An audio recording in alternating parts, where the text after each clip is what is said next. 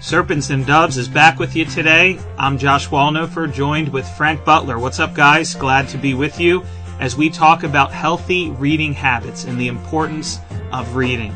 Now, we are both readers, and we thought it would be good to just come and give you guys a podcast that kind of explains our habits, and we'd love to hear from you, maybe in the comments, ways that you are able to read better and stronger and to grow. So first off, I want to start with a word from Richard Baxter, and then I want you to comment on it, Frank.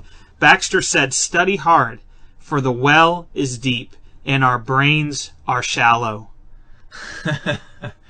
Just off the top of my head, in reading that quote, two things come to mind. Number one, the world that God has created, the world around us, the lives that we live, the way that we are created to function, the scriptures that sit in front of us, revealing God to us, all of reality is inexhaustible in how much we can gain and gather from it. And yet we are these tiny, finite clumps of dirt put together with the breath of life in our lungs. The well is deep, and our brains are very shallow. We are clumps of dirt trying to understand the infinite, triune Creator God and trying to learn from Him. And we learn from Him through His Word and through the world around us and through His church and what they've done. And this is an effect of the curse, the fall. Because after the fall, guess what? Man had to get fruit from the ground by the sweat of his brow. Right. And now if we want our brains to understand God, to think deeply from this well that is inexhaustible, we've got to work at it. Study habits don't come by nature. Reading is not natural. If you wonder why you struggle with reading, there's a million modern reasons why, like cell phones, screens, bad attention spans, medication, etc. Excuses. But ultimately, it takes work. Absolutely. Ultimately, this goes back to the fall. So don't think you're alone. Don't ever have the cop out, "Oh, well, I'm not one of those people who's gifted at reading." There's nobody gifted at reading. Some people might be a little bit better than others, but ultimately it takes rhythm, it takes work, it takes consistency and discipline. It takes discipline and it takes intentionality. You have to want to do it, and then you have to actually go and do it. The New Testament gives exhortations about reading the Bible itself. Paul actually commands Timothy. He says, "Until I come, give attention to reading and exhortation and doctrine." We see the believers, whenever God is at work, they are reading. Whether it's the great revivals in the Old Testament, or when they read the law together, or in the New Testament when the church gathers together. And so reading is an important part of the body. What's one of the most common rebukes of Christ? Have you not read?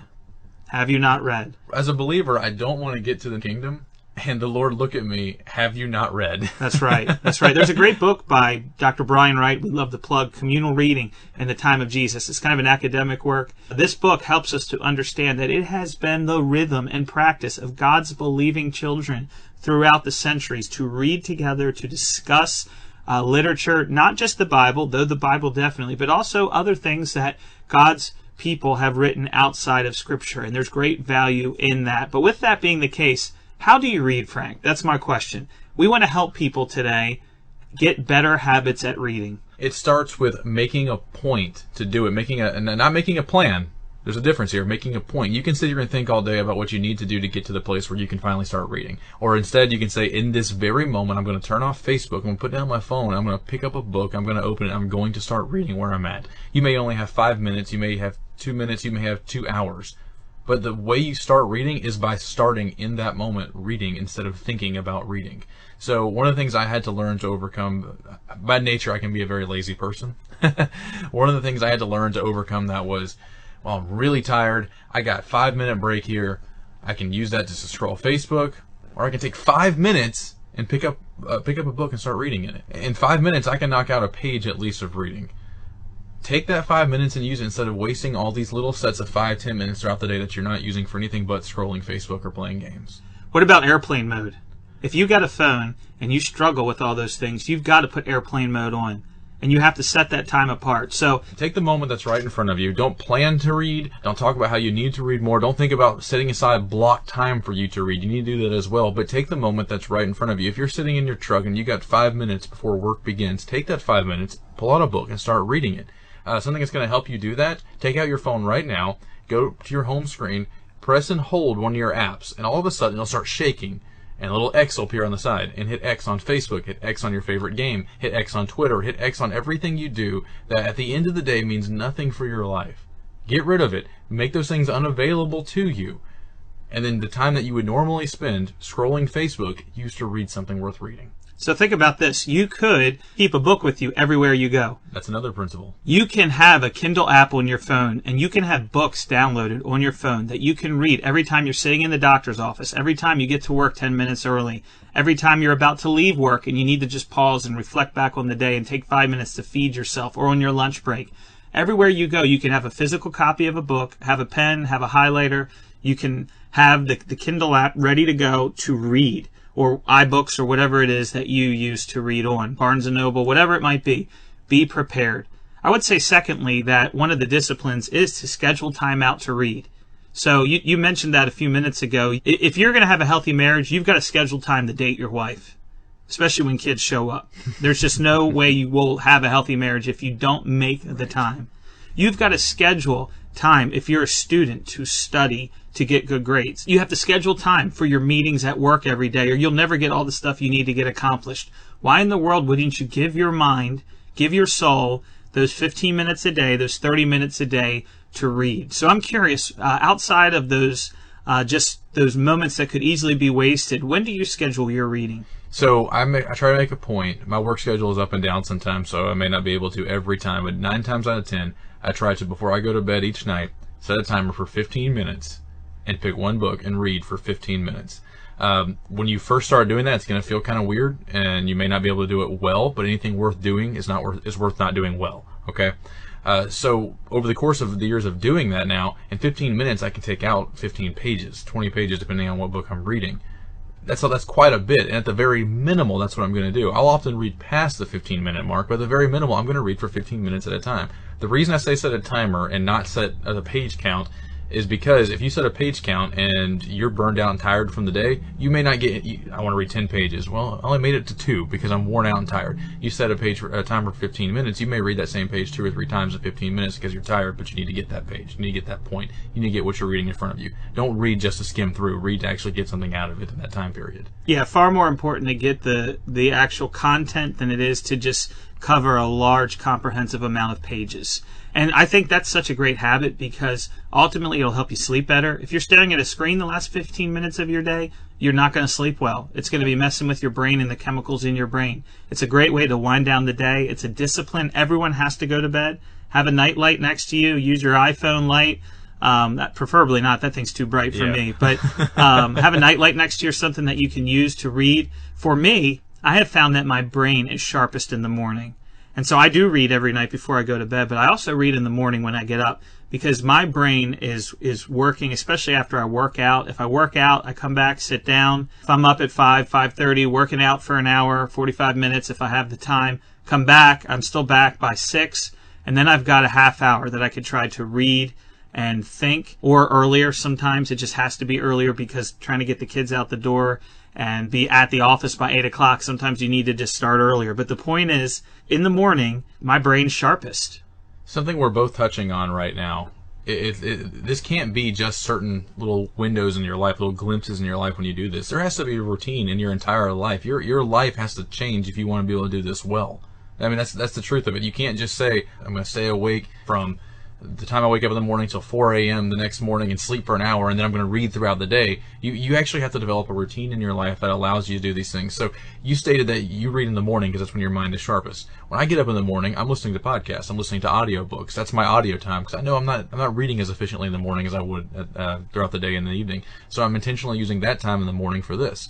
Throughout the day, I'm listening to audiobooks and I'm reading articles and things like that. It has to be a posture that you have. It has to be a routine that you have. It has to be discipline in your whole life, not just in this one section of time that you want to read in. You have to build up to that. In the same way, when we go to church on Sunday morning, we should have the discipline to get in bed at a decent time the night before to begin preparing ourselves for worship the next morning. In the same way, when it comes to planning your reading and your growth in knowledge, using the mind that God has given you, when it comes to using those things, you can't just on a whim use it. You have to work towards using it well. And that's a great hack. ChristianAudio.com, Audible. If you're a Prime member, Audible will give you a free audiobook a month. There's even free books you can listen to on YouTube, podcasts, places like that. There's podcasts, but in particular, I would encourage podcast usage But make sure you're actually listening to podcasts that are going to do something for your brain and not just get you through the time. We need to do an episode of recommendations for podcasts. I'm in. I'm in. Do that. Because it's a really important thing. Because too many people listen to political fluff for an hour and they think they've done something by listening to this podcast. Oh, I'll refrain from comment on that one. I'll just simply say I agree. But the point is, you have to set your whole lifestyle around discipline to be able to do this, effectively. And the reason I mention your whole lifestyle is if you're spending 10 hours a day playing a video game and then you want to sit down and to read, your mind's going to fall asleep. You're not trained to do that yet. Your mind's been shut off all day. Your mind's been, not shut off, sorry. Your mind's been stimulated a different way all day. When you're used to scrolling Facebook, sitting down with a book is almost a whiplash effect on your brain. It doesn't work as well. You have to cut these habits out of your life in order to do this well. Yeah, a screen promotes dopamine in your brain. It gives you an instant hit. Reading a book does not give you dopamine. Exactly. And so it's actually going to calm you down, quiet you down, and you're going to have to fight for it because it's not something that your brain is naturally going to want to do. You have to discipline yourself that this is good for me. This is good for my soul. This is good for my intellectual growth. And I would say another hack on your point, Alexa, Amazon Alexa. If you have the Alexa app, I'm not cool with the government or Amazon listening in on my conversations, but I do have a setting where it only works when I'm on. It only listens when that app's on. So I only turn it on if I'm on the road and I want it to read a book for me. And then you don't even have to pay for the audiobook. So, for instance, I was literally just re-listening to Future Men by Douglas Wilson because it's a book I just keep going back to. And I can say, Alexa, read Future Men by Douglas Wilson. And it'll pick up where you left off and it'll start reading to you. I didn't even know about that app, but I'm going to take it and run with it. Yes, all your Amazon books pretty much will read for free. Now, it's Alexa's voice.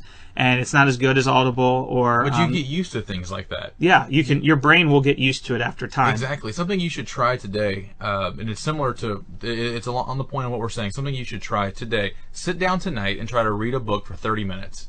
Just try it. Sit down this evening and read a book for 30 minutes. And then over the next week, I want you to cut Facebook out of your life. I want you to cut Twitter off. I want you to cut YouTube off. I want you to cut your Netflix binge series off. Cut off all these things that are attaching you to screens, attaching you to meaningless things in life. And then a week from today, sit down and try to read and see what the difference is.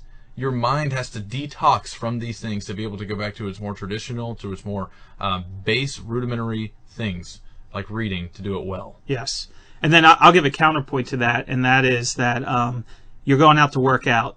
And most of us who are professionals, we need to work out for our bodies, and we do that. In the same way, you need to work out your mind. But you could do both. So one thing I've found, I only go to the gym a couple times a week, tops, because I try more so to go outside and work out in nature. I prefer that personally. All that to say, when I'm at the gym, I will bring my Kindle with me. And I set it on the treadmill, on the elliptical, and I can get a lot of reading done just doing that. I don't watch the TV. Stop wasting your time watching reruns while you're at the gym. Put your Kindle there and read. It's amazing. You can take one finger and highlight passages while you're running, while you're walking, while you're ellipticaling. I don't know what that's called. When you're doing whatever you're doing, and you can conquer material. You'll be amazed. 30 minutes reading a Kindle book while you're running. I mean, you can read a quarter of a book that way. That's right. It's amazing use of time. And your speed will increase as you continue to read. So don't start off and feel burdened and bogged down a little bit because you're only able to read a few pages at a time.